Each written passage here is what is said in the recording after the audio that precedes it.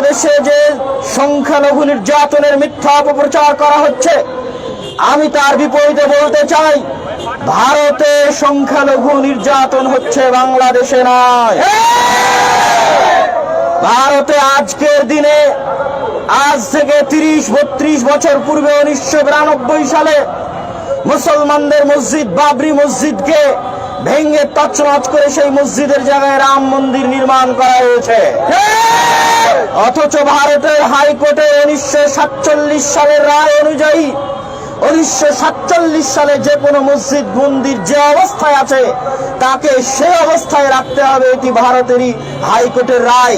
সেই রায়কে লঙ্ঘন করে এবং পৃথিবীর ইতিহাসের কোন উপাসনালয়, কোন ইবাদতগারকে এইভাবে ভেঙে ধ্বংস করা হয়েছে। শুধু তাই নয়, ভারতের মাটিতে মুসলমানদের জনসংখ্যা প্রায় 20-25%, অথচ সরকারি চাকরিতে তাদের অংশগ্রহণ মাত্র 3%। শুধু তাই নয়, এনআরসি এবং সিএএ সিটিজেনশিপ অ্যামেন্ডমেন্ট যে বিল আছে, এই এনআরসি এবং সিএএ এর নামে 1951 সালে যারা তাদের পরিচয় 1951 সালের পূর্বের কোনো পরিচয় দিতে পারবে না, তারা যদি হিন্দু, বৌদ্ধ, খ্রিস্টান, ইহুদি হয়, তাহলে তাদেরকে ভারতে জায়গা দেওয়া হলেও মুসলমানদের দেওয়া হবে না।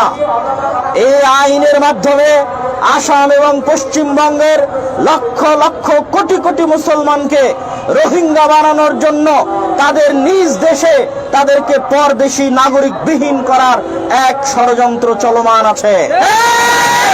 শুধু তাই নয়, ভারতের মুসলমানদের মুসলিম পারিবারিক আইন, ভারতের মুসলমানদের যে ওয়াকফ বোর্ড, এই ওয়াকফ বোর্ড এবং মুসলিম পারিবারিক আইনকে নিষিদ্ধ করার, বন্ধ করার অপপ্রয়াস এবং ষড়যন্ত্র চলমান আছে।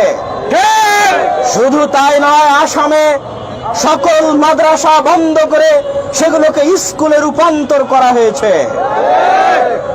কাশী, মথুরা, বানারস, সাম্ভাল সহ অসংখ্য মসজিদকে মন্দিরে রূপান্তর করার প্রচেষ্টা চলমান আছে। এই সমস্ত সংক্ষিপ্ত তথ্যের আলোকে বলতে চাই, বাংলাদেশে এরকম কোনো নজির নাই যে বাংলাদেশে কোনো মন্দিরে মুসলমানেরা হামলা করে সেই মন্দিরকে মসজিদ বানিয়েছে।